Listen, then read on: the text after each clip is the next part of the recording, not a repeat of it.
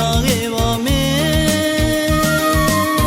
မင်းတို့ရဲ့ရွာကလေးနဲ့မင်းကိုတသက်တုံးမမေ့နိုင်မီတချင်းလေးတစ်ပုံဆိုပြလိုက်ချင်သည်ရွာတော်မို့တို့ရဲ့ချစ်ကိုသူကမယုံနဲ့ထာဝရမမေ့နိုင်ပါသွားလို့မင်းတို့နှုတ်ဆက်ပါတယ်ရွာသူလေးလွန်ချင်ခဲ့ပြီမငူပါနဲ့မီးရင်မြည်ရင်